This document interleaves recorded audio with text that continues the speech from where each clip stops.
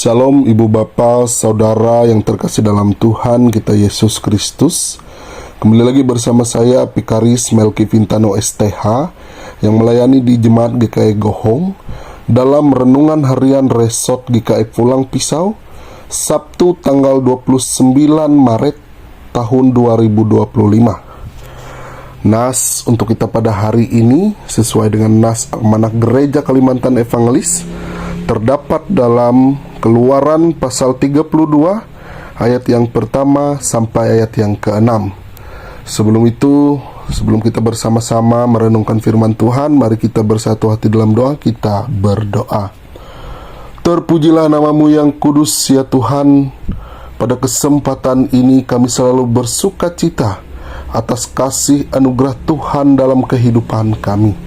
Pada saat ini Bapa, kami dengan penuh rasa bahagia ingin bersama-sama merenungkan akan firman-Mu.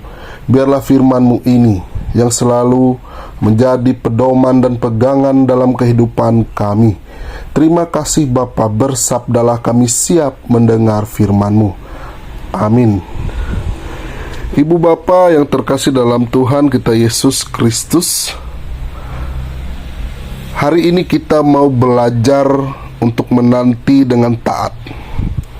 Kita akan belajar dari bangsa Israel dalam Keluaran pasal 32 ayat 1 sampai yang ke-6 ini, yang dalam kisahnya waktu itu ketika Musa naik ke atas gunung Sinai, perasaan bangsa Israel mulai khawatir karena Musa tidak segera turun. Mereka takut sesuatu terjadi kepada Musa. Dan pada akhirnya orang Israel datang kepada Harun untuk membuatkan Allah lain. Harun pun setuju dan melebur perhiasan yang dikumpulkan oleh bangsa Israel, sehingga menjadikannya patung anak lembu, kemudian membangun mezbah dan berpesta pora di situ. Penantian yang dialami bangsa Israel tidak mereka lakukan dengan taat. Tidak ada kesabaran dan ketaatan kepada perintah Tuhan. Ada rasa khawatir, takut, ragu, dan sebagainya. Sehingga mereka menghendaki Allah lain untuk memimpin mereka menuju Kanaan. Ibu Bapa, Saudara yang terkasih dalam Tuhan kita Yesus Kristus, mereka lupa akan penyertaan Tuhan dalam hidup mereka. Mereka lupa akan kasih Tuhan dalam kehidupan mereka. Mereka lupa akan kedahsyatan Tuhan dalam memimpin mereka keluar dari Mesir. Mereka lupa akan penyertaan Tuhan hingga akhirnya bangsa Israel melakukan hal yang tidak benar dengan membuat Allah lain dan berbuat hal yang tidak benar. Upah dari ketidaktaatan adalah kehancuran. Dalam kehidupan ini tentunya kita pernah diperhadapkan pada penantian. Penantian akan janji Tuhan, penantian akan harapan yang kita inginkan, masa depan, penantian akan situasi hidup yang lebih baik, dan sebagainya. Namun apakah kita menanti jawaban Tuhan dengan taat, atau justru seperti bangsa Israel, melakukan hal-hal berdasarkan dengan asumsi dan keinginan pribadi? Ibu Bapak Saudara yang terkasih dalam Tuhan kita Yesus Kristus, terus gimana caranya supaya kita mampu belajar menanti dengan taat? Mari kita baca bersama-sama dalam Yohanes 14 ayat yang ke-23 sampai 24. Jawab Yesus, jika seorang mengasihi aku, ia akan menuruti firman-Ku, dan Bapa-Ku akan mengasihi dia, dan kami akan datang kepadanya dan diam bersama-sama dengan dia. Barang siapa tidak mengasihi aku, ia tidak menuruti firman-Ku, dan firman yang kamu dengar itu bukanlah daripadaku, melainkan dari Bapa yang mengutus aku. Nah, Ibu Bapa Saudara yang terkasih dalam Tuhan kita Yesus Kristus, melalui nas hari ini, dalam menantikan janji Tuhan, yang paling penting adalah sikap kita. Pengharapan kita di dalam Tuhan tidaklah mengecewakan Tuhan. Menanti dengan taat seperti menanam tumbuhan, menunggu untuk tumbuh dan berbuah, perlu untuk disiram dan dipupuk. Kita pun juga perlu begitu. Ketika kita menunggu janji Tuhan, tetap perlu menyiram dan memupuk kehidupan kita dengan taat dalam kebenaran firman Tuhan.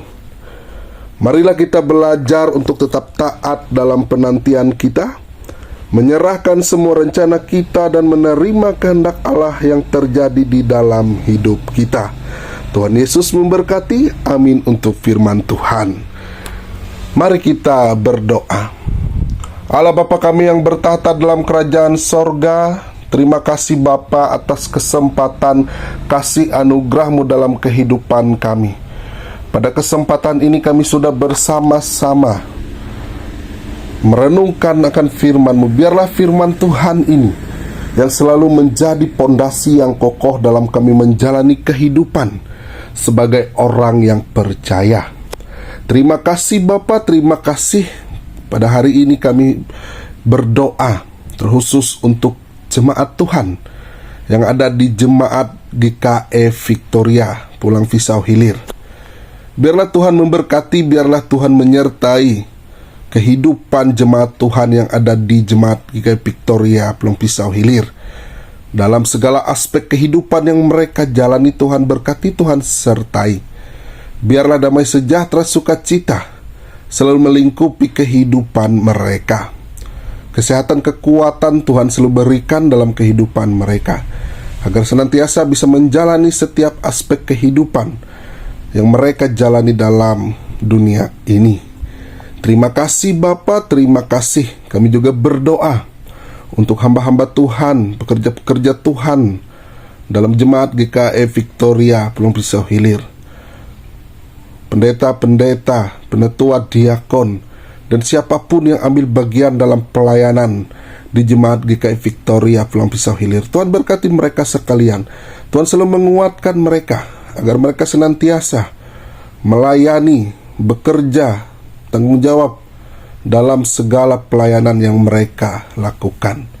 Biarlah kesehatan kekuatan Tuhan berikan dalam kehidupan mereka, agar mereka selalu dimampukan dalam melayani, dalam bersama-sama bertumbuh dalam iman bersama jemaat Tuhan. Terima kasih Bapa, terima kasih. Biarlah Engkau memberkati kehidupan mereka. Biarlah Engkau memberkati kehidupan kami sekalian, dimanapun kami berada. Karena kami yakin dan percaya Tuhan Sang Juru Selamat dalam kehidupan kami. Terima kasih Bapa, terima kasih. Inilah doa dan seru kami. Biarlah kami alaskan doa ini hanya dalam nama Tuhan yang telah mengajarkan kami berdoa demikian. Bapa kami yang ada di sorga, dikuduskanlah namamu, datanglah kerajaan-Mu, jadilah kehendak-Mu di bumi seperti di sorga. Berikanlah kami pada hari ini makanan kami yang secukupnya, dan ampunilah kami akan kesalahan kami, seperti kami juga mengampuni orang yang bersalah pada kami. Janganlah membawa kami dalam pencobaan, tetapi lepaskanlah kami daripada yang jahat. Karena Kau punya kerajaan, kuasa, dan kemuliaan sampai selama-lamanya. Amin.